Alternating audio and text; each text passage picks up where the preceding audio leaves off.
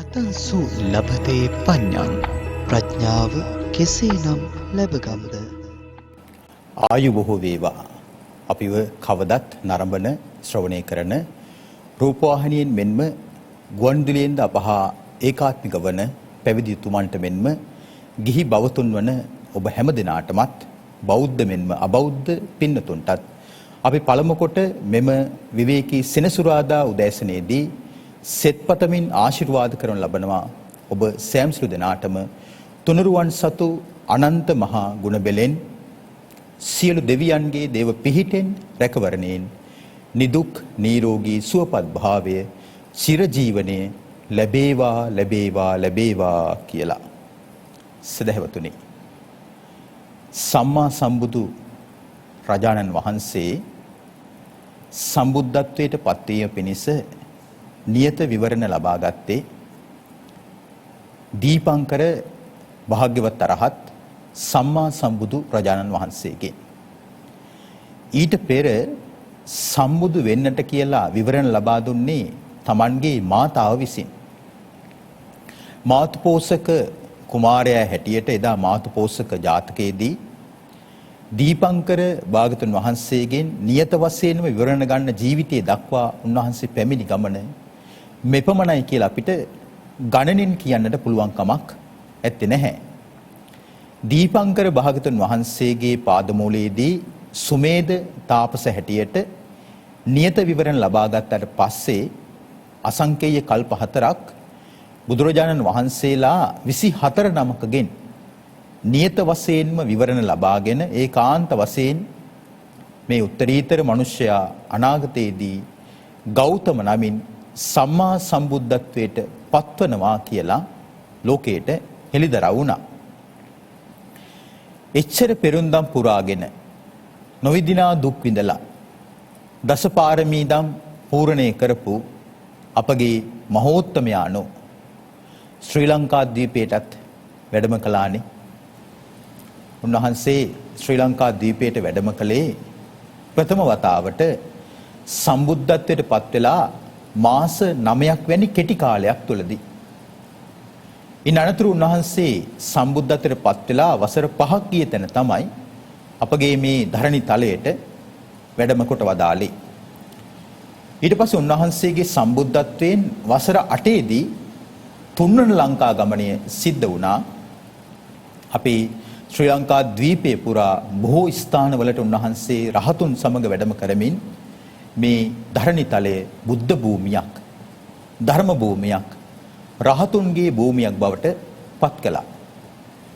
සම්බුදු පරිනිර්වාණයෙන් වසර 236ක් ගිය තැන තමයි බුදුරජාන් වහන්සේගේ අරහත් සංඝ පරපුරේ අච්චින්නව පැවතෙන සංඝ පරපුරේ උත්තම ශ්‍රාවකයෙක් වන මොග්ගලී පුත්තතිස්ස මහරහතන් වහන්සේගේ ආචාරත්වය යටතේ මිහිඳු මහරහතන් වහන්සේ පැවිද්ද ලබා ගත්තේ. උන්වහන්සේ පැවිද්ද ලබාගෙන ලක් ධරණී තලයට වැඩම කරනවා තවත් අරහත් සංඝ පිරිසක් සමගින්.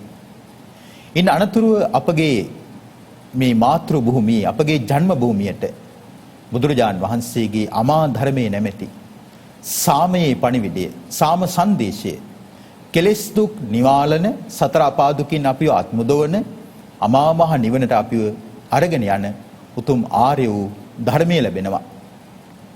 එතෙන් සිට පූජනීය වන්දනීය මහා සංඝ රත්නයේ විසින් අකණ්ඩව විවිධ හැලහැප්පිලි කෙනෙහිලිකම් අඩන්තෙට්ටම් යුද කල කෝලාහල යටතේ ආක්‍රමණ යටතේ මේ සම්මා සම්බුද්ධ භාෂිතය උතුම් රහතුන්ගේ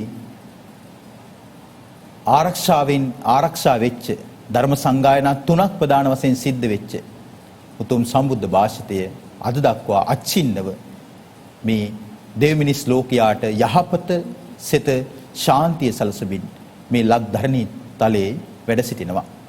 ඉතින් අපි ඊයේ දවසේ සැමරුවා තවත් පොසොන් දවසක්.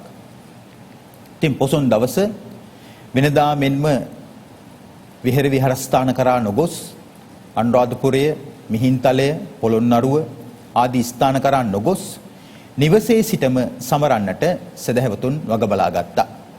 කෙසේ වුණත් සදහැවතුන් බොහෝ දෙනෙක් නිවෙස්වල සිට පෙහෙවස් සමාදන් වුණා.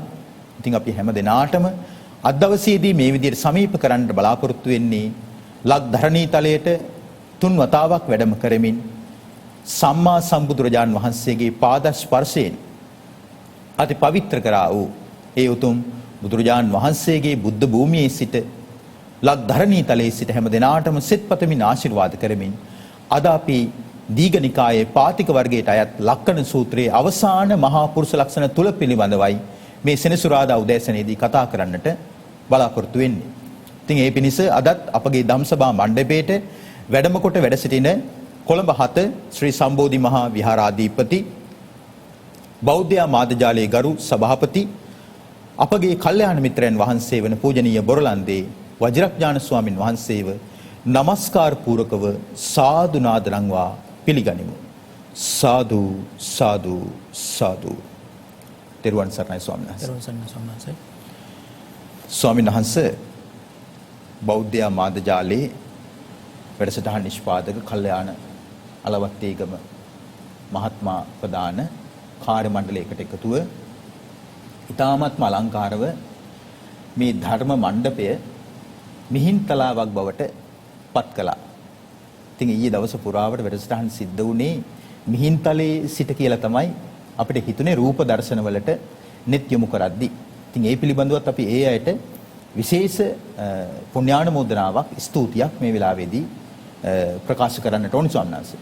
ඊට ඒ වගේම අද දවසේදී අපගේ මෙම සජීව ධර්ම සාකච්ඡාවට දායකත්වයක් ලබාගෙන කටයුතු කරන එක්තරා පින්වන්ත පිරිසක්. මේ පිරිසගේ නම් සඳහන් කරොත් අනුර, අජිත්, ආශා, ආසිරි, ආලෝක සහ අනූෂි යන දූදරුවන් සහ මොනුබුරු මිනිබිරියන්ගේ දායකත්වයෙන් තමයි බොහෝ ඒ අය නමින් අභාවයටපත් පැවිදි ස්වාමීන් වහන්සේ නමක් ඉන්නවා. කපුදුවේ ශ්‍රී ගුණාලංකාර ස්වාමින් වහන්සේට පුණ්‍යානුමෝදනා කිරීමේ ශීර්ෂ පාඨය ප්‍රමුඛ කරගෙන ඒ වගේම පරලෝසෙපත් WAD අනුලා පෙරේරා මාතාව ප්‍රදාන තව බොහෝ දෙනෙකුට පුණ්‍යානුමෝදනා කිරීම පිණිස අද ඒ අය දායකත්වය ලබාගෙන කටයුතු කරනවා. ඉතින් සවිස්තරාත්මකව ඒ අයට පුණ්‍යානුමෝදනා කරනවා අපි වැඩසටහන අවසානයේදී. ස්වාමීන් වහන්සේ අද අපිට කතා කරන්න තිබෙන ස්වාමීන් වහන්සේ බුදුරජාන් වහන්සේගේ මහා පුරුෂ ලක්ෂණවල 30 වන 31 වන සහ 32 වන කියන මහා පුරුෂ ලක්ෂණ තුන පිළිබඳවයි. නම් හැටියට සඳහන් කරව ස්වාමීන් වහන්සේ සීහ හණු කියන ලක්ෂණයත් සමදන්තෝච කියන ලක්ෂණයත් සුසුක්ක දාටෝච කියන ලක්ෂණයත් අපි ඒ ගැන කතා කරමු නායක ස්වාමීන් වහන්සේ අවසරයි. එහෙමයි. ගෞරවනීය පූජනීය මහා සංඝරත්නයන් අවසරයි. වාසනාවන්ත පින්නතුනේ දෙතිස් මහා පුරුෂ ලක්ෂණ අතරින් අපි අද ප්‍රථමයෙන්ම සාකච්ඡා කරන්නේ 30 වන මහා පුරුෂ ලක්ෂණය පිළිබඳව. සීහ හනු හෝති, සිංහයකුගේ බඳු හනු ඇත්තේ වේ. බුදුරජාණන් වහන්සේට විශේෂයෙන්ම මුව මණ්ඩල බොහෝම සෝභමාන විදිහට දක්නට ලැබෙන ඊටාම අලංකාර දර්ශනයක් තමයි බුදුරජාණන් වහන්සේට මේ සීහ හනු බඳු හනු බුදුරජාණන් වහන්සේට පිහිටියේ. ඉතින් මේ ලක්ෂණය පිහිටන්නට පූර්වාත්මභාවයන් වල සිද්ධ කරගත්ත පුණ්‍ය කර්මයන් කුසල කර්මයන් පිළිබඳව සඳහන් වෙනවා. භාග්‍යවතුන් වහන්සේ වදාලා මහණෙනි යම් හේකින් තථාගත තෙමේ పూర్ව ජාතියේදී పూర్ව භවයේදී పూర్වෙහි සිටිතන්හි పూర్වෙහි මනුෂ්‍ය වූයේම හිස් වචන බැහැර කොට හිස් වචනයෙන් වැළකුණේ වූයේ කල් දන වචන කීවේ එවැගේම සිදු වූ දෙයම කීවේය යහපතම කීවේය ධර්මයේම කීවේය විනයම කීවේය සිතෙහි රඳවා ගන්නට නිසි වචනයක්ම කීවේය සුදුසු කල්හි උපදේශ සහිතව කීවේය උපදේශ සහිතව සීමාවක් ඇතිව අර්ථයෙන් යුතු වචන කීවේය ඒ කර්මය කළ බැවින් නැවත නැවත කළ බැවින් ඊට බලවත්ව කළ බැවින් බොහෝ කළ බැවින් කය මිදී මරණින් මතු සුගති නම් වූ දෙව්ලොව උපදින්නේ වෙයි. එයින් චුතව මේ මිනිස් බවට පැමිණියේම මේ මහා පුරුෂ ලක්ෂණය ලබන්නේ වෙයි. එනම් සිංහයකුගේ බඳු හනු ඇති බවයි. එහෙමයි.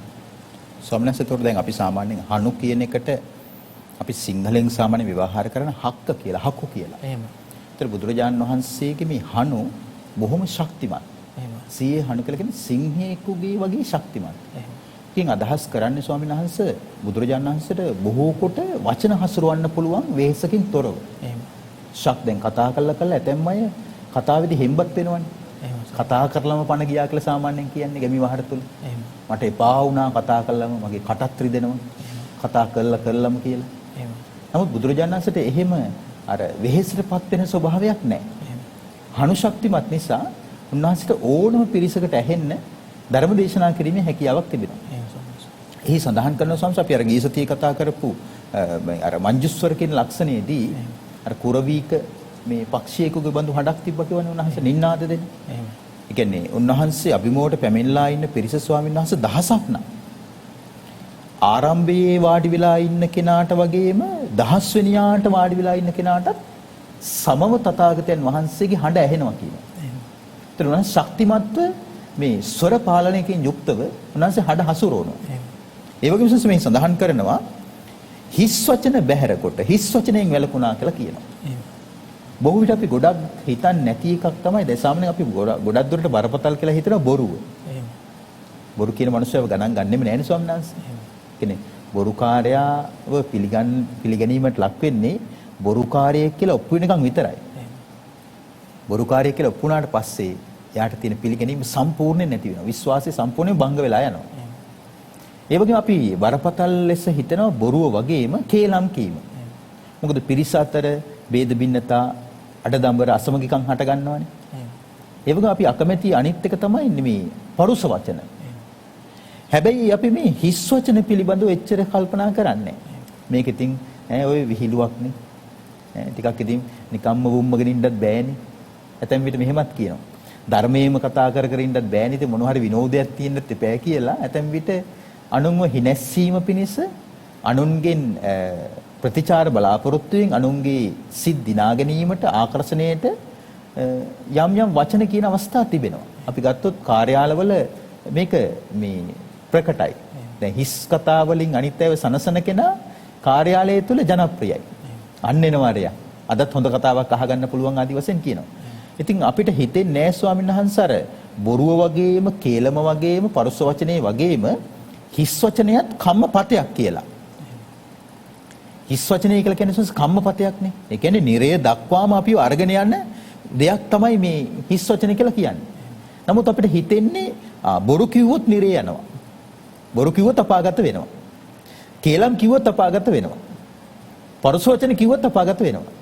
හිස් වචන කිව්වහම අපාගත වෙයිද වගේ නිකන් විචිකිච්ඡාවක් හට ගන්න පුළුවන්. අපාගත වෙනවා ස්වාමීන් වහන්සේ. තථාගතයන් වහන්සේලා හිස් වචනේ සම්බන්ධයෙන් දේශනා කරන්නේත් මේ සංසාරයේ එක්තරා මේ දුගතියට පාර කපන මාවතක් හැටියට. ඒකයි කම්මපත කියලා කියන්නේ.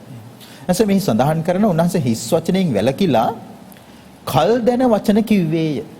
ඒ කියන්නේ සුදුසු කාලයට අදාළ වචනේ තමයි කතා කරලා තියෙන්නේ. කියන්නේ සාමාන්‍යයෙන් අපි කියන්නේ කාලේ කාදමන වචන කියලා. ඒ වගේම සිදු වූ දේම කිව්වේය. ගොතපු කතාවක් කියලා නැහැ. ඔයගොල්ලෝ දන්නවද හරි වැඩක් වුණානේ කියලා කතාවක් ගොතලා නැහැ. සිද්ධ වෙච්ච දෙයක්ම තමයි පවසලා තියෙන්නේ. යහපත් වදන්ම පැවසුවේය. යහපතට අදාළ වචනයක්ම කිව්වයි කියනවා. ධර්මයේම පැවසුවේය. ඒ වගේම විනය කිව්වා කියලා කියන්නේ හික්මීමට අදාළ දෙයක්ම පැවසුවේය.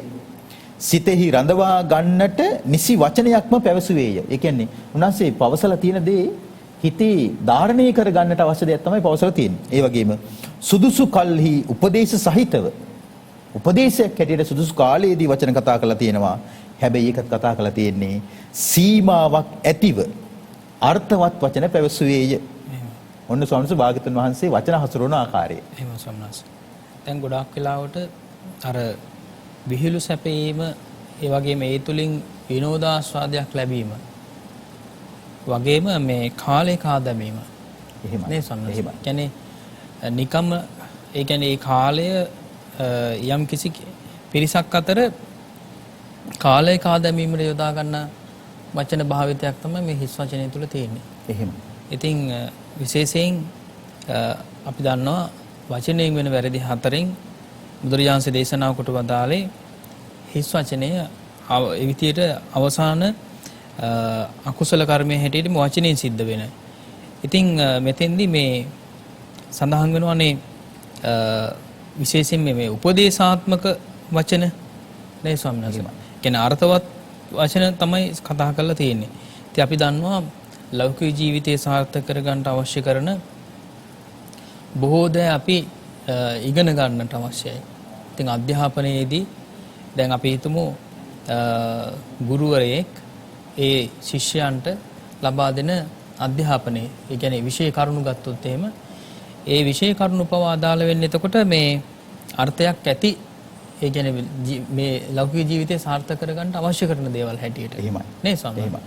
දැන් එතකොට සාමාන්‍යයෙන් මේ විහිළුවම එහෙම නැත්නම් මේ හිස් වචනම රැකියාවක් කරගත්ත පිරිසකුත් ඉන්නවා. එහෙමයි. නේ ස්වාමීනි. එතකොට ඒ තුලින් තමන්ගේ ජීවිකාව පැවැත්වන ක්‍රමයකුත් තියෙනවා. ඒක අර මිත්‍යා ජීවිතයයි තියෙන්නේ එතකොට. එහෙමයි ස්වාමීනි. නේ ස්වාමීනි. එහෙමයි. ඉතින් අන්න එහෙම දැන් අපි කල්පනා කළොත් එහෙම දැන් සමහර කෙනෙක් කියන්න පුළුවන් දැන් මේ විහිළු සැපීම සාමාන්‍යයෙන් ඒ තුලින් රැකියාව උත්පාදනය ඒ වගේම ජීවිකාව පවත්වාගෙන යාමට හැකියාව ලැබෙන බව කියලා. ඒ වගේම තවත් විදිහකින් හිතන්න පුළුවන් කෙනෙක් මේ අර සාමාන්‍යයෙන් නිකම්ම ඉන්නවට වඩා කෙනෙක් සතුටු වෙනවා නම් යම් වචන භාවිතයක් නිසා වචන භාවිත නිසා යම් කෙනෙක් සතුටු භාවයටපත් වෙනවා නම් සිනාමුසු මුහුණෙන් කල්ගත කරන්න පුළුවන්කම ලැබෙනවා නම් ඒක කෙනෙකුගේ සතුටට හේතු වෙනවා නම් ඒ වචන භාවිතා කිරීමේදී යම් කිසි විදියකින් වරදක් ඇති වැරද්ද මොකද්ද කියලා කල්පනා කරන්න නගන්න පුළුවන් නේ ස්වාමීන් වහන්සේ. එහෙමයි. ඉතින් මෙතෙන්දී මේ බුදුරජාණන්සේ දේශනා කොට වදාළේ දැන් මෙතෙන් සඳහන් වෙනවා මේ විනය සහ ධර්මය නේද? ධර්ම විනය දෙක සාකච්ඡා කරලා පවසලා තියෙනවා කියලා. එතකොට විනය කියලා කියන්නේ එතකොට අනවශ්‍ය දේවල් බැහැර කිරීමනේ. එතකොට විනය කියලා කියන්නේ නේද? අනවශ්‍ය දේවල් බැහැර කිරීම. ඉතින් ඒ තුලින් හික්මීමක් ඇති කර ගැනීම. ඉතින් ඒක ඊටාම වැදගත් දෙයක්. දැන් මේ විහිළුව කියලා කියන එක මේ එහෙම නැත්නම් මේ හිස් වචන කියලා කියන එක තුල වුණත් විශාල විදිහට බරපතල ප්‍රාණඝාත ආදී අකුසල කර්මයන්ටත් ඒක හේතුවක් වෙන්න පුළුවන්කම තියෙනවා. ඒක සමහරලාට හිස් වචනේ කෙලවර වෙන්නේ සමහර වෙලාවට දැන් අපි කියනවානේ විශේෂයෙන් ඍජුව යම් කිසි දෙයක් සිද්ධ වෙන්න පුළුවන් වක්‍රානුකූලව යම් කිසි දෙයක් සිද්ධ වෙන්නත් පුළුවන්. දැන් මේ හිස් වචනේ කියලා කියන එක වක්‍රානුකූලව වරදට අරගෙන එන දෙයක්. එහෙමයි. නේද? දැන් එතකොට අපි ගත්තොත් එහෙම වරදට පෙළඹිච්ච කෙනෙක් යම් කිසි දඬුවමකට අරන් යනවා නම් ඒ දඬුවම ඉදිරියේ පේනව වෙන්න පුළුවන්. එහෙම නැත්නම් ඒ දඬුවමට වක්‍රව තැන් වලට ගිහිල්ලා අරගෙන ගිහිල්ලා ඒ තැනට ගෙනිනව වෙන්න පුළුවන්. එහෙමයි. ඉතින් ඒ නිසා මේක හරියට මේ ඒ වරදට අරගෙන යනකම් එහෙම නැත්නම් දඬුවම ලැබෙනකම් කර්ම විපාක දෙනකම් ඒ විදිහට නොපෙනෙනව වෙන්න පුළුවන්. ඒක ඒ නිසා ඒ කර්මය ලැබෙනකම් එහෙම නැත්නම් කර්ම විපාක දෙනකම් සතුටක් විඳිනව වෙන්න පුළුවන් මේ හිස් වචනය තුල. නේ සමහරවිට. ඒතකොට ඒ හිස් වචනයත් එතකොට සියලුම අකුසල කර්මයන්ට හේතු වෙන කර්මයක් හැටියට තමයි මේ පාප කර්මයක් හැටියට අකුසලයක් හැටියට තමයි බුදුරජාණන් දේශනා කොට වදාළේ. එහෙමයි සංස් පැහැදිලිවම. සංස් එතකොට මෙහි සඳහන් කරනවා දැන් මේ ලක්ෂණ වලින් යුක්තව හිස් වචන අතහැරිය උත්තමයා මේ කුසල කර්මය හේතු කරගෙන මරණින් මතු දෙවියන් අතරට ගියා කියනවා. එහෙනම් වචනය පරිස්සම් කිරීම දෙවියන් දක්වාම අපිව අරගෙන යන කුසලයක් ස්වාමීන් වහන්සේ. එහෙම. ඒතර මේකේ අපි අනිත් පැත්තත් කතා කරමුකෝ. එහෙම. මේක දැන් අපි ඍණ පැත්ත කතා කරොත් එහෙම ස්වාමීන් වහන්සේ එහෙනම් වචනය නොරක ගැනීම. වචනය ආරක්ෂා නොකර ගැනීම අපාය දක්වාම අරගෙන යන වැඩපිළිවෙලක්. එහෙනම් දිව්‍ය ලෝකයට යන ස්වභාවයත් අපායට යන ස්වභාවයත් මේ කතා කරන වචන හැසිරවීම තුල සිද්ධ වෙනවා නේ ස්වාමීන් වහන්සේ. එහෙම ස්වාමීන් වහන්සේ. දැන් ඇත්තටම දැන් මේ පින් පිරෙනවා කියලා කියන එක දැන් බුදුරජාණන් දේශනා කොට වදාල් මේ තෝකතෝකං කනේ කියලා නේද? එහෙමයි. අර විශේෂයෙන්ම කලයකට වතුර වැටෙනවා වතුර බිඳුව බිඳුව එකතු වෙනවා වගේ. එහෙමයි. තෝකම්පි ආචිනං. එතකොට මේ විශේෂයෙන් මේ අපි දන්නවා දැන් හිස් වචනය කියලා කියන එක. එතකොට බුදුරජාණන්සේ තවත් පැත්තකින් දේශනා කළා මේ සිතේ පවතින මේ සිදුරක් වැනි කියලා. නේද? එහෙමයි. සිදුරක් වගේ කියලා. එතකොට සිදුරු ගොඩාක් පිහිටියා වගේ තමයි මේ හිස් වචනය කියලා කියන එක පුරුදු වෙලා ඉන්න ඕන. ගොඩාක් වෙලාවට අපි දැන් මේ සමාජයේ අපි දන්නවා ගොඩාක් වෙලාවට මේ විහිළු සපයපු අය. දැන් මේ සමාජයට විහිළු සපයපු අයගේ ජීවිත කාලයේ අවසාන කාලේ බැලුවොත් එහෙම අපි නළුලු විදිහට ගත්තත් නේද? විහිළු සපයපු අයගේ අවසාන කාලයේ කොයි විදිහට ගත වෙලා තියෙන්නේ. එහෙමයි. ඒ කියන්නේ ප්‍රායෝගිකව අපේ ජීවිතේ ඒ විදිහට දක්නට ලැබෙන කාරණයක් නේ. නේ සම්මස. ඒ වගේ චරිත තියෙනවනේ. ඉතින් ඒ නිසා ඒ වගේම තමයි රටක නායකත්වයේ දැන් පහුගිය අපි දවසක මම මතක් කළා මේ විශේෂයෙන් විදේශ රටක තම රටේ ප්‍රධානියා ජනාධිපතිතුමෙක් බවට පත් වෙන මේ විහිළුකාරයෙක්. එහෙම ප්‍රවෘත්තියකුත් සඳහන් වුණා සම්මස. ඉතින් එතකොට විශේෂයෙන්ම එහෙම කෙනෙක් රටේ නායකත්වයට පත් වුණොත් එහෙම රටේ ජනතාවට සිද්ධ වෙන්නේ මොකද්ද? එතකොට හැම කාරණයක්ම ඒ කියන්නේ රටේ ජනතාව මුහුණ දෙන බැරෑරුම් කාරණාවක් පවා නේද? මරණයට හේතු වන, මරණාසන්න බවට හේතු වන, රෝගී තත්ත්වයන්ට හේතු වන හැම කාරණයක්ම එතකොට ඒ දකින්නේ විහිළුවක් විදියට. එහෙමයි. මෝහ මූලික සමාජයක මිත්‍යා දෘෂ්ටික සමාජයක එහෙම දේවල් වෙන්න පුළුවන් නේ ස්වාමීන් වහන්සේ. එහෙම සම්මාස. මේ සඳහන් කරනවා ඒ උත්තමයා සුගති ලෝකයට යන හේතුවක් වෙනවා හිස් වචන වලින් වැළකීම. ඒ වගේම දෙව්ලොවෙන් චුතව මිනිස් බවට පැමිණීම මේ මහා පුරුෂ ලක්ෂණයන් ලබන්නේ වෙයි. එහෙනම් මේ මහා පුරුෂ ලක්ෂණයන් ලැබෙන්නේ දෙවි කෙනෙක් හැටියට නෙමෙයි. මිනිස්සෙක් උනාට පස්සේ තමයි මේ මහා පුරුෂ ලක්ෂණ සියල්ල ලැබෙන්නේ. මෙහි සඳහන් කරනවා සිංහයෙකුගේ බඳු හණු ඇති බවයි. හෙතෙ මේ ඒ ලකුණෙන් යුක්තව ගිහි ගෙදර වසන්නේ නම් ගිහියෙක් ලෙස ධාර්මික වූ ධර්ම රාජ වූ චක්‍රවර්ති රාජයා බවට පත්වන්නේය. එහෙනම් හිස් වචනයෙන් බොහෝ කාලයක් සංසාරේ පුරාවට ඒ කියන්නේ එක ජීවිතයක නෙමෙයි යලි නැවත ප්‍රතිපත්තියටම කැප වෙලා සීලයටම කැප වෙලා ගුණ පුරද්දී ඒක මේ මත්තේහි චක්‍රවර්ති රාජයෙක් බවට පත් කරවන ප්‍රබල කුසලයක් බවට පත් වෙනවා. රජ වූ විට හේ කුමක් ලබයිද? මනුෂ්‍ය වූ කිසිම සතුරෙකු විසින් හෝ පසමිතුරෙකු විසින් හෝ නිර්පිය නොහැක්කේ වෙයි. රජ බවට පත් වූ විට මේ ලබයි. සංස මෙතන වචන දෙකක් තියෙනවා. සතුරෙකු විසින් හෝ පසමිතුරෙකු විසින් හෝ. සතුරා කියන කෙනා අපිට දැනගන්න පුළුවන්. අස්වල් කෙනා මගේ හතුරෙක් කියලා. පසමිතුරා කියලා කියන්නේ මිතුරෙක් හැටියට පේන්නේ ඉන්නවා. හැබැයි පුළුවන් තරම් මේ තිරෙන් පිටුපස දුෂ්ටකම් කරනවා. කෙනෙක් පස්සෙන් ඉඳලා නොපෙනෙන්න විවිධ කෙනෙහිලිකම් ඒ වගේ චරිත ඝාතන ආදී සිද්ධ කරනවා පසමිතුරා විසින්. හතුරා වඳුර ගන්න ලේසි, පසමිතුරා හඳුර ගන්න තමයි අපහසු. නමුත් හිස් වචනෙන් වැළකීම හේතු කරගෙන මෙහි සඳහන් කරනවා චක්‍රවර්ති රජෙක් බවට පත් වෙනවා. චක්‍රවර්ති රජෙක් බවට පත් වුණාට පස්සේ මනුෂ්‍ය වූ හෝ ඒ වගේ මිනිසෙක් වෙලා කිසිම සතුරෙකු විසින් හෝ පසමිතුරෙකු විසින් හෝ නිර්පිය නොහැක්කේ වේ. කියන පරාජයටපත් කරන්න බෑ කියනවා. එහෙමයි. දැන් මම රටේ නායකත්වය ගැන මතක් කරන්නේ ස්වාමීන් වහන්සේ. බිහිරු සපේ නාය කියලා. එහෙමයි. ඒතකොට සමහර නායකයෝ සමහර රජවරු පවා ඉඳලා තිනවා මේ බිහිරු සපයන්නේ එහෙම නැත්නම් ඒ සභාව හිනස්සන්නේ රජුරුව සතුටු කරන කෙනෙක් විහිළු සපයන්නේ වෙනම තියාගෙන ඉඳලා තියෙනවා. එහෙමයි. නේ ස්වාමීන් වහන්සේ. ඒ කියන්නේ රට පාලනය කිරීමේදී ඇතිවන පීඩාව නේද? මහා පීඩාව, කරදරකාරී බව, නොසන්සුන් බව මේ හැම දෙයක්ම මේ දුරු කර ගැනීම සඳහා එහෙම නැත්නම් මානසික සතුට උපදවා ගැනීම සඳහා මේ සැහැල්ලුවක් ඇති කර ගැනීම සඳහා මේ විහිළු සපයන්නේ තියාගෙන ඉඳලා තියෙනවා. එහෙමයි ස්වාමීන් වහන්සේ. එහෙමයි. ඉතින් ස්වාමීන් වහන්සේ වචනේ අත්සන්සේ චරිත ගැන අපි ටිකක් සඳහන් කළොත් එහෙනම් දැන් අපි ගත්ත කවට ආන්දරේ. එහෙමයි. රජුරන්ගේ හිනස්සපු කෙනානේ ස්වාමීන් වහන්සේ. එහෙම ස්වාමීන්. කියන්නේ මරුණෙත් සිනහමුසු මුහුණින්මයි කියලා සඳහන් වෙනවා. නමුත් කවට ආන්දරේ සිනහමුසු මුහුණින්ම මිය ගියාට අපි ගත්තොත් වර්තමානයේ තුල මේ විකට නළුවෝ සහ නෙලියෝ නම් සිනහමුසු මුහුණින් නෙමෙයි මරුනේ අනාථ මරණ තමයි බොහෝ දෙනෙකුට සිද්ධ වුනේ. මොකද සංසේ කලාකරුවෝ බොහෝ දෙනෙක් තමන්ගේ ඒ වෘත්තියෙන් බැහැර වුණාට පස්සේ තමන්ගේ ජීවිත තෘප්තිය බවට පත් කරගන්නේ එක්ක මද්දසාර, එක්ක මත්පෙති, එක්ක මත්ද්‍රව්‍ය. අපි ගත්තොත් දැන් ගංජා වගේ දේවල් සංස හරියට කලා ශාස්ත්‍රය පාවිච්චි කරලා කියලා එක ප්‍රසිද්ධයි. මේ ප්‍රධාන කලාකරුවෝ පවා. අපි ගත්තොත් මද්දසාර කටහඬ පාලනය කරගෙන විවිධ හේතු සහිතව ඒ අය මේක සාධාරණීකරණය කරනවා.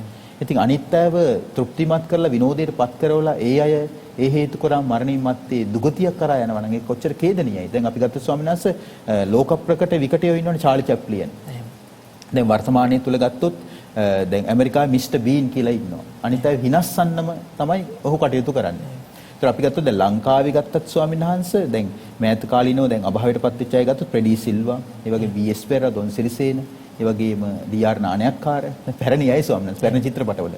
දැන් වර්තමානයේ ගත්තත් විකට නළුව පිරිසක් ඉන්නවා. නමුත් වෘත්තීය වශයෙන් එය ඒකේ යෙදුනට දැන් අපි මෙතනදී දැන් පැහැදිලිවම මේ අයගේ හිත රිදීද දන්නේ, මේ දුකටපත් වේද දන්නේ, මේ ධර්මයේ ගැන කලකිරීද දන්නේ කියලා මේවා නොපවසා ඉන්න බෑනේ ස්වාමීන් වහන්සේ. අපි කල්යල් බලා සත්‍ය හෙළිදරව් කරන්නට ඕනේ. මොකද බුදුරජාණන් වහන්සේගේ ධර්මයේ කියලා කියන්නේ අනුන්ව සුරතල් කරවන නේද? දහමක් නෙමෙයි. අන් අයට සත්‍ය අවබෝධය ලබා දෙන දහමක් නේ. ඒක නිසා අපි මේක හෙළිදරව් කළ යුතුමයි නේ ස්වාමීන් වහන්සේ. එහෙම.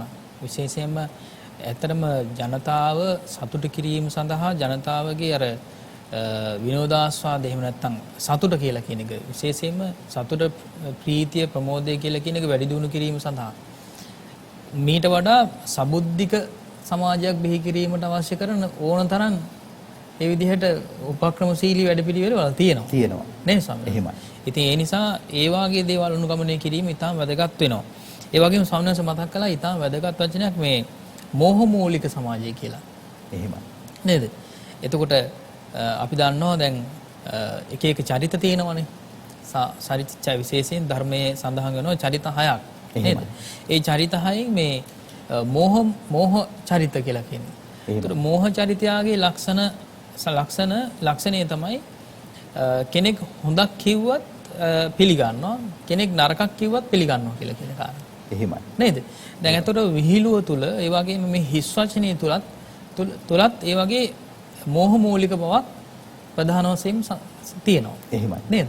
එතකොට කෙනෙක් අර සාමාන්‍ය සැහැල්ලුවෙන් හිතන්න ඕන කාරණයක් වුණත් සැහැල්ලුවෙන්ම හිතලා සතුට වෙන ස්වභාවයකුත් ඒ වගේම බැරෑරුම්ම කාරණයක් උනත් ඒ වගේ කෙනෙක් අනුතුරටපත් වෙන දෙයක් හරි කෙනෙක් පීඩාවටපත් වෙන දෙයක් හරි ඒ වගේම පසුතැවෙන්නපත් වෙන දෙයක් හරි මොනියම් හෝ බැරෑරුම් කාරණාවක් ඒ වගේම ආර්ථිකම වශයෙන් හරි අලාභහානි වෙන දෙයක් හරි ඒ හැම දෙයක්ම මේ විහිළුවට ලක් කරන කාරණයක් විදිහට ඒ අය එහෙම පිළිගැනීමක් තියෙනවා. ඒ තුළ සතුටු වීමක් තියෙනවා.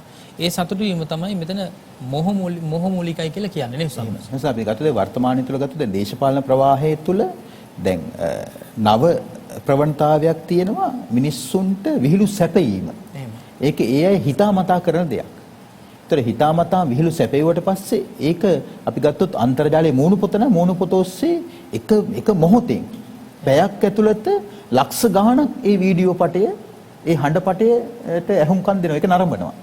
ඒතර මේ විහිළු සපයන්නම හිතාමතා ජනතා ආකර්ෂණය දිනා ගැනීම පිණිස. ඉතින් මේක දේශපාලන උපක්‍රමයක් වර්තමානයේ තුල ස්වාමීන් වහන්සේ.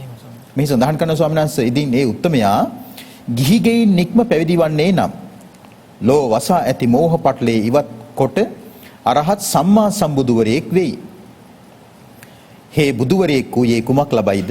අභ්‍යන්තර හෝ බාහිර හෝ සතුරන් විසින් හෝ පසමිතුරන් විසින් හෝ රාගයෙන්, ද්වේෂයෙන්, මෝහයෙන් හෝ ශ්‍රමණයෙකු විසින්, බ්‍රාහ්මණයෙකු විසින්, දෙවියෙකු විසින්, මාරයෙකු විසින්, බ්‍රහ්මයෙකු විසින් හෝ ලෝකයෙහි වෙන කිසිවෙකු විසින් හෝ නිරපිය නොහැක්කේ වෙයි. බුදුවරයෙක් වූ විට මේ ලබයි. ඒ කියන්නේ සංස මේ දෙවියන්, මරුන්, බබුන්, ශ්‍රමණ බ්‍රාහ්මණයින් සහිත දෙවිනිස් ප්‍රජාවෙන් යුක්ත ලෝකේ කිසිම කෙනෙකුට පුළුවන් කමක් නැහැ කියනවා භාග්‍යතුන් වහන්සේට රාගයෙන් අනතුරක් කරන්න. ආම රාගසිතක් උපද්දන්න. ආම තරහ උස්සන්න. ආම රවට්ටන්නම් කියලා බුදු කෙනෙක් මේ කරුණ තුනේ මුලා කරන්න බෑ කියන සංස මේ දෙවියන්, මරුන්, බබුන්, ශ්‍රමණ බ්‍රාහ්මණයින් සහිත දෙවිනිස් ප්‍රජාවෙන් යුක්ත ලෝකේ කිසිම කෙනෙකුට උන්වහන්සේට අභියෝගයක් කරන්නට පුළුවන් කමක් නැහැ කියනවා. හරිම අසිරිමත්. එහෙමයි. සම්මනස දැන් ඔය විශේෂයෙන්ම දැන් හනු සම්බන්ධයෙන් ගත්තොත් එහෙම ඒ සම්බන්ධයෙන්ම තියෙනවනේ එක එක රෝග නේද? පිළිකා වැනි විශාල වශයෙන් තියෙනවා මේ මහා බරපතල රෝග.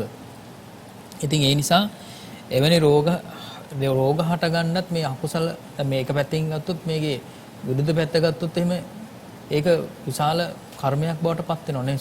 එහෙමයි සෝන්ස පැහැදිලිවම.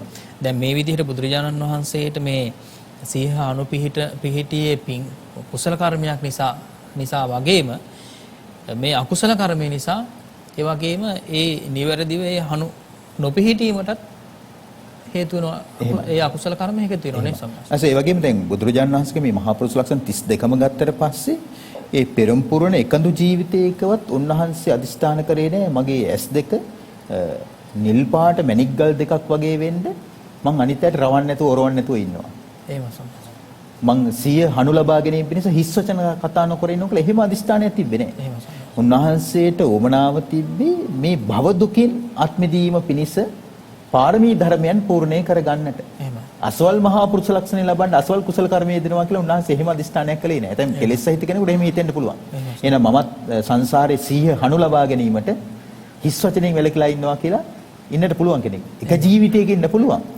එතකොට ඊළඟ ජීවිතයේ ඇතැම් විට ඔහු අනුන්ව හිනස්සන කෙනෙක් බවට පත් වෙන්න පුළුවන් හිස් වචනම කතා කළා නේ ස්වාමීන් වහන්සේ. එතකොට බුදුරජාණන් වහන්සේගේ ප්‍රාර්ථනාව සම්බුද්ධත්වයට පත් වෙලා අසංඛ්‍ය ගණන් සත්‍යයන් දුකින් මුදවලන එක. ඒ වගේම තවත් පාරමී ධර්මයන් සම්පූර්ණ කරන අය පසිබුද්ධත්වයට හෝපත් වෙලා අරිහත්ත්වයට පත් වෙලා ඒ විදිහට සදාකාලික සැනසීම උදා කර ගැනීම සඳහාමයි මේ කුසල කර්ම සිද්ධ කරන්නේ. ඒ පිණිස මේ ශරීරයේ සියලු පිහිටන ලක්ෂණ සියලු ශරීරාංග ඒ සඳහා නිවනට හේතු වෙන විදිහට පුණ්‍ය කර්මයන් සිදු කිරීම සඳහාම එහෙම හේතු වේවා කියන අදහස නේ ස්වාමී. එහෙම. දැන් භව දුකින් අත්මිදීම තමයි ධර්මයේ හැසෙන්න කෙනාගේ මූලිකම අරමුණ අභිප්‍රාය විය යුත්තේ නේ ස්වාමී. දැන් අපි ගත්තොත් ලකුණ්ඨක බද්දී ස්වාමීන් වහන්සේට කිසිම මහ පුරුෂ ලක්ෂණයක් නැහැ.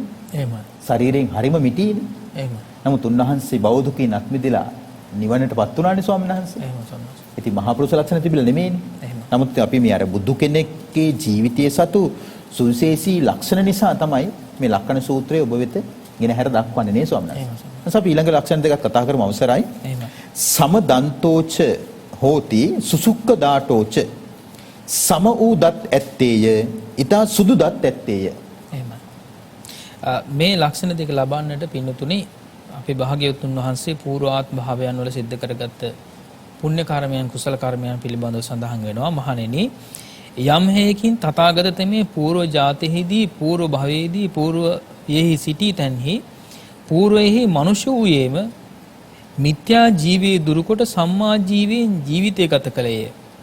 තරාදියෙන් කරන වංචා, තැටියෙන් කරන වංචා, මීම්මෙන් කරන වංචා, ඒ වගේම අල්ලස්ගෙන කරන වංචාවන්, ඒ වගේම අනුන් රැවටීම, නොවටිනා දේ වටිනා හැටියට පෙන්වා රැවටීම, අත්පා සිඳීම, වද දීම, ඒ වගේම බන්ධන, ඒ වගේම පැහැර ගැනීම, ඒ වගේම ගම් පැහැරීම, බලහත්කාරයෙන් ගැනීම ආදීන් ජීවිතය ගෙවීමක් ඇද්ද එයින් සම්පූර්ණයෙන්ම වැළකී ජීවිතය ගත කළේය. ඒ කර්මය කළ බැවින් නැවත නැවත කළ බැවින් ඊට බලවත්සේ කළ බැවින් බොහෝ කළ බැවින් කයිමිදී මරණින් මතු සුගති නම් වූ දෙව්ලොව උපදින්නේ වෙයි. ඒ දස කරුණින් අන්‍ය වූ එහි දස කරුණින් අන්‍ය වූ දෙවියන් අභිබවා යයි. එනම් දිව්‍ය ආයුෂයෙන්, දිව්‍ය වර්ණයෙන්, දිව්‍ය සැපයෙන්, දිව්‍ය යසසින්, දිව්‍ය අධිපති භාවයෙන්, දිව්‍ය වූ රූපයන්ගෙන්, ඒ වගේම දිව්‍ය වූ ශබ්දයන්ගෙන්, දිව්‍ය වූ ගන්ධයන්ගෙන්, දිව්‍ය වූ රසයන්ගෙන්, දිව්‍ය වූ පහසින් එයින් චුතව මේ මිනිස් බවට පැමිණියේ මේ මහා පුරුෂ ලක්ෂණ දෙක ලබන්නේ වෙයි. එනම් සම වූ දත් ඇති බවත්, ඊටාම සුදු දත් ඇති බවත්ය. එහෙමයි. නැස මෙහි සඳහන් කරද්දී මට මේ මතක් වුණා එක්තරා චරිත දෙකක්. එහෙමයි. දැන් මෙහි සඳහන් කරනවානේ බලහත්කාරයෙන් අරගැනීම කලේ නැහැ කියලා. එහෙමයි. දැන් බලහත්කාරයෙන් ගන්නවා කියන ලෝකේ ප්‍රකටම චරිතය තමයි රොබින් හුඩ්. එහෙමයි. එංගලන්තයේ ෂෙව්ඩේ රොබින් හුඩ්. එහෙමයි. එතකොට ලංකාවේ ගත්තොත් එහෙම සරදියෙල්. එහෙමයි. දැන් මේ අය ඇති හැකි අයගෙන් අධිරාජ්‍යවාදීන්ගෙන් බලහත්කාරයෙන් අරගෙන ඒ අය තනියෙන් භුක්ති විඳින්නේ අනිත් ඇයට ඒව බෙදලා දුන්නා. දැන් සාමාන්‍ය ජන විඥාණයට අනුව ඒක සාධාරණයි. සම සමාජයේ අපේක්ෂා කරන සමාජයක සාධාරණ ඇති හැකි අයගෙන් බලහත්කාරයෙන් අරගෙන නැති බැරි අය අතරේ බෙදීම. නමුත් අපගේ භාග්‍යතුන් වහන්සේ සසරේ පෙරුම්දම් පුරද්දී රොබින් හුඩ් වගේ කටයුතු කරලා නැහැ. සූරසර්දියල් වගේ කටයුතු කරලා නැහැ ස්වාමීන් වහන්සේ. උන්වහන්සේ මෙතන තියෙන පැහැදිලිවම මිත්‍යා ආජීවයේ දුරු කොට සම්මා ආජීවයෙන් ජීවිතය ගත කළේය. දැන් අපිට හොඳම උදාහරණය තියෙන්නේ සේරි වාණිජ කතාවේ. දේවදත්තව සාංශාරික වශයෙන් උන්වහන්සේට මුණ ගැහෙන්නේ ඒ ජීවිතේ ඉඳලා තමයි. එතකොට සේරි වාණිජ කියලා කියන්නේ දේවදත්ත කච්චපොට කියලා කියන අපේ මහා බෝසතාණන් වහන්සේ. එතකොට උන්වහන්සේ ඒ ජීවිතේ පවා ස්වාමීන් වහන්සේ රන් තැටිය ගැන කිව්වේ මේක ගොඩක් වටිනවා. මම මේ වලලු සියල්ලම දුන්නත් මේ රන් තැටියේ වටිනාකමට මම ඔබලාට වලලු දුන්නා වෙන්නේ නැහැ. තවත් මේක ගොඩක් වටිනවා. ඒතර ආච්චියම්ම කිව්වනේ කමක් නැහැ. මේ පුංචි කෙල්ලගේ මේ ඇඬිල්ල නතර කරන්නයි මට ඕනේ. ඔහේ ඕක අරගෙන මට ওই වල්ලු එකක් දෙකක් දුන්නත් ඇති කියලා ඊට පස්සේ වල්ලු සේරම දීලා ගියානේ. ඒතර උන්වහන්සේ ඒ ජීවිතේ පවා සිද්ධ කරේ ස්වාමීන් වහන්සේ සර්ව සාධාරණ ස්වභාවයක් නේ. දැන් සේරි වාණිජ කරේ එක නෙමෙයි. මේක කිසි කමකට නැහැ. මේ කබල් තැටියක් දීලා විලා වල්ලු දෙන්න කියලා දැන් උඹලා මට මේ කියන්නේ කියලා මේ කපටිකමට කටයුතු කළා. නමුත් උන්වහන්සේ ස්වාමීන් වහන්සේ හැම ජීවිතයකදීම දැන් පැවිදි වුණත් ස්වාමීන් වහන්සේ අනුන්ව රැවටීම පිණිස බොරු ಗುಣ පවසලා දැන් වික්ෂුන් වහන්සේලාට පවසනවානේ. දායකයන්ගේ බොරුවට ಗುಣ කියන්න එපා. දායකයන්ගේ බොරුවට ಗುಣ වර්ණනා කරන්න එපා. පමණ දැනගෙන දැන් දාණයෙන් පස්සේ හරි ඒ මිනිස්සුන්ව සතුටු කරවීම පිණිස. නම් ගොත් කී සතුටු කරනව නෙමෙයි. ධර්මයෙන් ඒව තෙද ගන්නවන්න ඔබලා කරේ කුසලයක් ඔබලා කරේ පිනක්. මේක මනුස්ස සම්පත්, දිව්‍ය සම්පත්, නිවන් සම්පත් ලබන්නට හේතු වෙනවා කියලා ධර්මයේම උන්වහන්සේ මනාවකට පවසන්නයි කියලා කිව්වේ. මේ නම් පවස වර්ණනා කර කර මිනිස්සුන් අර බොරුවට වර්ණනා කිරීමක් බුදුරජාණන් වහන්සේ කිසිසේත්ම අනුමත කළා නැහැ. ඒක උන්වහන්සේ එහෙම කරනවා නම් උන්වහන්සේ ඒක වදාලේ මිච්ඡා ආජීවයක් හැටියටයි. මෙහි සඳහන් කරනවා ස්වාමීන් වහන්සේ. උන්වහන්සේ සංසාරයේදී තරාදියෙන් කරන වංචාවන් සිද්ධ කරලා නැහැ. ඒ වගේම තැටියෙන් කරන වංචාවන්. තැටි වලින් කරනව නැත්නම් පිට ස්වාමීන් වහන්සේ.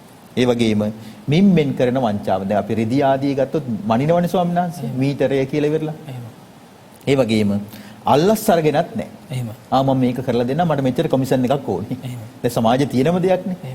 පොඩි දෙයක් කරන්නත් කොමිස් එකක් බලාපොරොත්තු වෙනවා. නැන්ස සංසාරේ එක කරලත් නැහැ. ඒ වගේම අනුන්ව රවට්ටලා නැහැ. නොවටිනා දේ වටිනා හැටියට පෙන්නලත් නැහැ. නොවටිනා දේවල් වටිනා හැටියට පෙන්වන සමාජයක් නේ සංස මේක. එහෙම කරලත් නැහැ.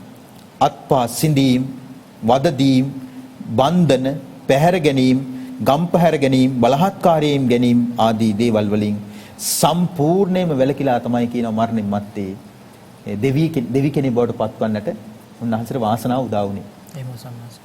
විශේෂයෙන් දැන් මෙතන සඳහන් වෙනවා මේ දිව්‍යාත්ම භාවයක් ලබා ගත්තත් දිව්‍යාත්ම භාවයේදී ලබන පහසුකම් සැප පහසුකම් 10ක් පිළිබඳව. එහෙමයි ස්වාමීන් වහන්සේ. එහෙමයි. පැහැදිලිවම. ඒ කාරණා ටිකත් මතක් කරන්න හරියනේ ස්වාමීන්. ඔව් ස්වාමීන් වහන්සේ දැන් මෙතනින් සඳහන් කරන දස කාරණයක්. ඒ දිව්‍ය වූ ආයු, වර්ණ, සැප, බල, ඒ වගේම දිව්‍ය වූ යසස, ඒ වගේම දිව්‍යමය වූ රූප, ශබ්ද, ගන්ධ, රස, පහස කියන දිව්‍යමය වූ දස කරුණෙන් උන්වහන්සේ අනින් දෙවියන් අභිබවා. එහෙම.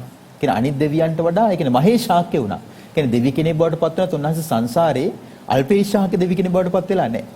අධිපති දෙවි කෙනෙක් බවට පත් වෙලා තමයි දෙවියන් අතර උපදින්නේ. එහෙමයි. දැන් අපේ සමාජයේ කටයුතු කරන ස්වාමීන් වහන්සේ දැන් මනුස්ස ලෝකේ පවා අල්පේශාක්‍ය මහේශාක්‍ය බවක් තිබෙනවනේ. ඒකට හේතුව තමයි තමන් කරපු කුසල අකුසල පුණ්‍ය පාප කර්මයන්ගේ මේ දෙකට බෙදීමේ ස්වභාවය නේ ස්වාමීන් වහන්සේ. දැන් විශේෂයෙන්ම දැන් ලෞකික ජීවිතයේ ගොඩාක් වෙලාවට සාර්ථක කරගන්නවා කියලා දකින්න පුළුවන්. ඒ කියන්නේ පියවැසට අපිට පේන්න පුළුවන් මේ පුද්ගලයෝ ධනවත් වෙලා තියෙන්නේ, මේ පුද්ගලයන්ගේ පිරිවර වැඩි වෙලා තියෙන්නේ, මේ පුද්ගලයන්ගේ සෞභාග්‍ය උදා වෙලා තියෙන්නේ මේ විදිහට හොඳ දේවල් කරලා නෙවෙයි නරක දේවල් කරලා මිත්‍යා ජීවියෙන් ඒ විදිහට සමහරලාට මත්පැන් මත්කුඩු ආදී ඒ විදිහට බෙදා හරලා ඒ වගේම විශේෂයෙන්ම වෙළඳාම් කටයුතු වලදී ඒ විදිහේ නොයෙක් විදිහේ කූට ව්‍යාපාර කටයුතු වල නිරත වෙලා තමයි සිද්ධ කරලා තියෙන්නේ නේ ස්වාමීන් වහන්සේ. ඒ වගේම එහෙම අපි ගොඩාක් වෙලාවට සමාජයේ දකින්න විදිහත් තමයි හොඳ දේවල් කරලා නම් හරියන්නේ නැහැ. නේද? හොඳ දේවල් කළා හරියන්නේ නැහැ. ජීවිතය සාර්ථක කරගන්න පුළුවන් කමක් නැහැ. ඒ වගේම කපටිකමෙන් තොරව දියුණුවක් නැහැ කියලා කියන කාරණය. නේද? බොහෝ දෙනෙක්ගේ අදහසේ ඉන්නවා. අදහසේ ඉන්නවා ස්වාමීන් වහන්සේ. එතකොට දැන් ධර්මාබෝධය ලැබීමට නම් දැන් අපි ස්වාමීන් වහන්සේ මතක් කළානේ දැන් ඔය දේවදත්ත හම්බුරන්ගේ පූර්වාත්මභාවයන් වල සිද්ධ කරගත්ත අකුසල කර්මයන් ගැන.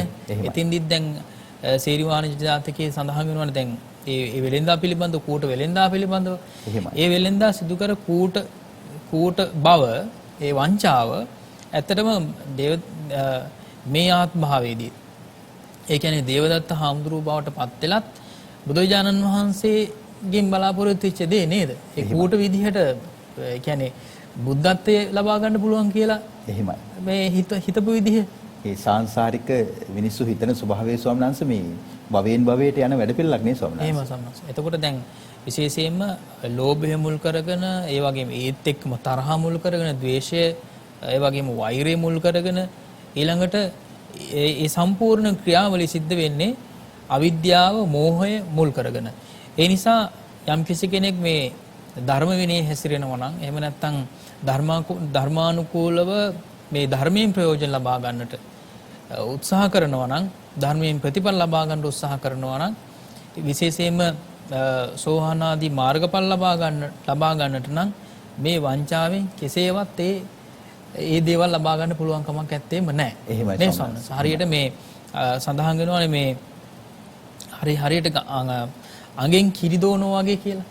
එහෙමයි. නේ සම්මත. ඒ වගේ කටයුතු කරන අය අඟෙන් කිරි දෝනවා වගේ කියලා. ඒකෙන් යහපතක් උදා වෙන්නේ නැහැ. යහපතක් උදා වෙන්නේ නැහැ කියලා. ඒ කියන්නේ තනබුරුල්ලෙන් ඇද්දොත් තමයි කිරිය රෙන්නේ. කිරිය එන්නේ. එහෙමයි. ඒ වගේම සංස දැන් අනික තමයි අසාධාරණයෙන් සුළු පරිමාණයෙන් වේවා මධ්‍යම පරිමාණයෙන් ඒවා මහා පරිමාණයෙන් ඒවා යම් කෙනෙක් උපයා ගන්නවා නම් යමක් ඒක yaadෙන්නේ නැහැ ස්වාමීන් වහන්සේ. ඒ කියන්නේ ලෙඩක් හැදිලා හරි ඒ තමන් අසාධාරණයෙන් හරි හම්බ කරපු දේ ඒ රෝගයට හරි වේදම් කරන්න වෙනවා. අඩුම ගානේ තමන්ට ඒ රෝගයෙන් පීඩාවක් නැති වුණත් තමන්ගේ පවුලේ සමාජිකයෙකුට හරි ඒකෙන් වන්දි ගෙවන්න සිද්ධ වෙනවා ස්වාමීන් වහන්සේ. ඒක තමයි කර්මයේ ස්වභාවය. එහෙම ස්වාමීන් වහන්සේ. ඉතින් මේ කර්මය කියලා කියන්නේ සංස වේදනියන් දට්ටබ්බන්නේ. විදෝ තමයි තේරුම් ගන්න තියෙන්නේ. අනේ මේක කර්මයක් මිනිසු කියන්නේ. මේක නම් මහා කර්මයක් තමයි. කරගත්ත තේ තමයි අපිට විපාක හැටියට ලැබෙන්නේ. මේ සඳහන් කරන ස්වාමීන් වහන්සේ ඒ උත්තමයා දෙව්ලොවින් චුතව මිනිස් බව ලැබුවට පස්සේ මේ මහා පුරුෂ ලක්ෂණ දෙක ලබන්නේ වෙයි. එනම් සම වූ දත් ඇති බවත් ඊටමත් සුදු දත් ඇති බවත්. ස්වාමීන් වහන්සේ ඊටමත් සුදු දත් ඇති බවත් කියවට පස්සේ මේ ත්‍රිපිටක දහම තුල හරි අපූර්ව විස්තර තියෙනවා නේ ස්වාමීන් වහන්සේ. එහෙම ස්වාමීන් වහන්සේ. දැන් විශේෂයෙන්ම සිනහාව පහළ කිරීමේදී දත් කියලා කියන එක දන්ත කල්යාණය කියලා කියන්නේ දන්ත කල්යාණය කියලා විශේෂම කාන්තාවට පිළිහිනවනේ නේ ස්වාමීන් වහන්සේ. එහෙමයි ස්වාමීන් වහන්සේ. ඉතින් විශේෂයෙන්ම මේ අපේ ලෝතර බුදුරජාණන් වහන්සේටත් මේ ඊටාම ශ්වේතව එහෙම නැත්නම් සුදු පැහැති දත් පිහිටි නිසා බුදුරජාණන් වහන්සේ සිනහ පහළ කරන විට සුදු පැහැයෙන් යුක්ත බොහොම අලංකාර රශ්මි මාලාවක් විහිදෙනවා නේ. සුදු බුදු රැස් විහිදෙනවානේ. සර් කතාවක් තියෙනවා නේද අර ආනන්ද හාමුදුරුව අර භාග්‍යතුන් වහන්සේ සමග අර වඩිනකොට කඩිරෑන ඒක කතාවට මතක් කරමු සංසය. එහෙම සම්නස්. අර ඒ කියන්නේ දැන් යම්කිසි කර්මයක් බුදුරජාණන්සේ යම්කිසි කර්මයක විපාකයක් දකිනකොට ඒ සංවේගයෙන් උපදින සිනහාවක් ඇත්තටම. එහෙමයි. නේද? ධර්ම සංවේගයෙන් උපදින සිනහාවක් නේද එතකොට. ඒ සිනහාව දැන් ඉදිරියට වැඩම කරගෙන යනකොට පිටිපස්සේ ඉන්න ස්වාමීන් වහන්සේලාට පිටුපස්සෙන් ඉන්න ස්වාමීන් වහන්සේලාට භාග්‍යවතුන් වහන්සේ සිනහ පහල කරනවායි කියලා කියන කාරණේ දකින්නේ නැහැ. එහෙමයි. සිනහ පහල කරනවා කියලා දකින්නේ අර සුදු බුදු රැස් විහිදෙනකොට. සිරස ප්‍රදක්ෂිනා කරලා එහෙමම නොපෙනී යනවා. හරි ආශ්චර්යවත් කාරණා නේ ස්වාමීන් වහන්සේ. මේ සඳහන් කරනවා හෙතෙමේ ඒ ලකුණු වලින් යුක්තව ගිහි ගෙදර වසන්නේ නම් ධාර්මික වූ ධර්ම රාජ වූ චක්‍රවර්ති රාජයා වන්නේය. සිව්මහා සමුදුර සීමා කරගත් සිව්මහා ජනපදයන්හි අධිපතිව දිනාගත් ජය ඇතිව ජනපදයන්හි තහවුරු බවට පත්ව සප්ත රත්නයන්ගෙන් සමන්විතව ඔහු ඒ විජිතය ඒ කියන්නේ පෘථුවිය පාලනය කරනවා කියලා කියනවා. චක්‍ර රත්නයෙන්, හස්ති රත්නයෙන්, අශ්ව රත්නයෙන්, මාණික්ක රත්නයෙන්, ස්ත්‍රී රත්නයෙන්, ගෘහපති රත්නයෙන් සහ සත්වෙනි පරිනායක රත්නයෙන් සේනා මඩින, සතුරු සේනා මැඩලන ශූරවීර පරාක්‍රමයෙන් හෙබි දහසකට වැඩි පුත්‍රයෝ ඔහුට වෙති. ඒ සක්විති රජතෙමේ සයුර හිම්කොට මේ පෘථුවියෙහි සතුරුහුල් රහිතව උපද්‍රව නිමිති රහිතව සතුරු කටු රහිතව සමෘද්ධිමත්ව සැපයෙන් පිරී ගිය භය රහිතව සොඳුරුව අර්බුද රහිතව දඬුවමින් තොරව අවි ආයුධ වලින් තොරව දෙහැමින් සෙමින් දිනා රාජ්‍ය කරන්නේ වෙයි. හරි පැහැදිලි විස්තරයක් නේ ස්වාමීන් වහන්සේ. ඒ වගේම ස්වාමීන් වහන්සේ රජ වූ විට කුමක් ලබයිද?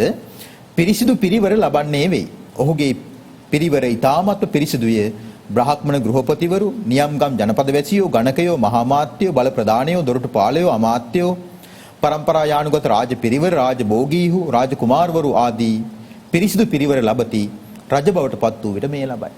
ඊට පස්සේ අපි කතා කරමු සම්බුදු කෙනෙක් බවට පත් වුණාට පස්සේ මොනවද ලබන්නේ කියලා. එහෙම සම්නස්. ඉදින් ගිහිගෙයින් නික්ම පැවිදිවන්නේ නම් ලෝවස ඇති මෝහ පටලේ ඉවත් කළ අරියත් සම්මා සම්බුදුරජාණන් වහන්සේ බවට පත් වෙනවා. ඒ වගේම මේ බුදුවරයෙක් වූයේ කුමක් ලබයිද? පිරිසිදු පිරිවර ඇත්තේ වෙයි. ඒ බුදුරදුන්ගේ ශ්‍රාවක වූ භික්ෂු භික්ෂුණී උපාසක උපාසිකාවෝ දෙවිවරු මිනිසුන් අසුරයන් නාගයන් ගාන්ධර්වයන් ආදී පිරිවර පිරිසිදු ඇති බුදුවරයෙක් වූ විට මේ ලබයි. ඒ වගේම භාග්‍යවතුන් වහන්සේ මේ කරුණ මේ විදිහට දේශනා කොට වදාරලා ගාථාවන් වලින් දේශනා කරනවා. හේ මිත්‍යා ආජීවී දුරුකොට දැහැමෙන් සෙමෙන් පිරිසුදු ජීවිකාවෙන් ජීවිතය ගත කළේය. අහිත දෑ බැහැර කළේය. බොහෝ ජනයාට හිතසුව සැලසෙන පරිදි ගත කළේය. මනුෂ්‍ය වූ හේ දක්ෂව නුවණැතිව සත්පුරුෂයන් විසින් පසසන ලද පින්කොට දෙව්ලොව සැප විපාක විඳින්නේ වෙයි. සක්දෙවිඳු බඳුව දිව්‍ය වූ සැප ක්‍රීඩාවෙන් ඇලී වාසය කළේය.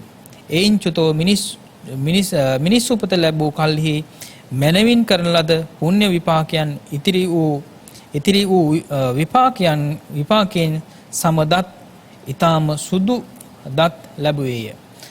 ඒ වගේම දක්ෂයයි සම්මත මහා පුරුෂ ලක්ෂණ ශාස්ත්‍රය දන්නා බොහෝ බමුණෝ රැස්ව මෙසේ හෙතෙ මේ සම වූ ඊතා සුදු වූ පිරිසිදු වූ සෝබන දත් ඇති හේයින් පිරිසුදු ජනයන්ගෙන් යුතු පිරිවර ලබන්නේ යයි පැවසුවේ. එහෙමයි. මොකද දැන් අපි කෙටියෙන් නමුත් කතා කරන්න නැත්නම් ඇතැම් අයගේ දත් දොරු වර්ණයි, දూరు පාටයි, කළු පාටයි, එතන දත් කළු වෙලා යනවා. ඇතැම් අයගේ දත් ඉදිරියට නෙරනවා. එතකොට නෙරුවට පස්සේ ඒ දත් වලට අදාළ අර මේ පිටිපස්සට අදින යම්කිසි දෙයක් ඒ කියන්නේ අර සුදු යකඩෙන් වගේ දාන අවස්ථා තියෙනවා. ඉතින් මේ සසරේ ස්වාමීන් වහන්සේ යම් මේ කර්ම විපාකවල ස්වභාවයන් නිසා තමයි එහෙම වෙන්නේ නේද ස්වාමීන් වහන්සේ. ඒ වගේ පැත්තකින් ස්වාමීන් වහන්සේ අපි දැන් ගත්තොත් එහෙම භාග්‍යවතුන් වහන්සේගේ ඒ සර්වචි ධාතුන් වහන්සේලා දන්ත ධාතුන් වහන්සේලා තාමත් වන්දනා කරගන්නවනේ. එහෙමයි ස්වාමීන් වහන්සේ. ඒ කුසල කර්මයේ අනුභවයෙන් ස්වාමීන් වහන්සේ. එහෙමයි ස්වාමීන් වහන්සේ. ඉතින් ඒක නිසා ස්වාමීන් වහන්සේ අපි මේ විදිහට නිමාවටපත් කරන්නට යෙදෙන්නේ සති කීපයක් පුරාවට දින ගණනාවක් පුරාවට දීඝනිකායේ පාතික වර්ගයේ සඳහන් මහා පුරුෂ ලක්ෂණ 32කින් සමන්විත වූ මේ ලක්කන සූත්‍ර දේශනාව අද මේ ආකාරයට විවේකී සෙනසුරාදා උදෑසනේදී නිමාවටපත් කරන ලබනවා. අපි පරිපූර්ණ ඔබට මහා පුරුෂ ලක්ෂණ 32 පිළිබඳව මේ විදිහට ගෙනහැර දැක්වුවා අපිට ලැබෙන කාල වේලාවට අනුව. ඉතින් අපේ ජීවිතවලටත් අපි ගලපමින් සාමාන්‍ය ජන සමාජයට ගලපමින් අපි කෙසේ කුසල ධර්මයන්හි යෙදිය යුතුද යන වගත් අපි දිගින් දිගටම මේ දිනවල කතා කරා. ඉතින් අපි ලබන සඳුදා උදෑසනේදී නවමු අලුත් මාතෘකාවක් යටතේ තවත් බුදුරජාන් වහන්සේගේ ශ්‍රීමක බුද්ධ භාෂිත ඔබ වෙත ගෙනීමේ අපේක්ෂාවෙන් අදත් අපි වැඩසටහනෙන් සමුගන්නටයි මේ සූදානම. ඊට පෙර ආතුම මාර මුලින්ම සඳහන් කළා වගේ අද මෙම ධර්ම සාකච්ඡාමය පුණ්‍ය කර්මයට තම දායකත්වයක් ලබාගෙන කටයුතු කරන ලබනවා. එයයි බලාපොරොත්තු වෙන්නේ කපුදුවේ සිරි ගුණාලංකාර ස්වාමින් වහන්සේට පුණ්‍යානුමෝදනා කිරීම පිණිසත් මීට වසර 10කට පෙර පරලෝ සැපත් WAD අනුලා පෙරේරා මාතාවට පුණ්‍යානුමෝදනා කිරීමට වගේම නැසී ගිය VCR පෙරේරා පියාණන්ට තුමා අභාවයටපත් වසර 20ක් ගත වෙනවා.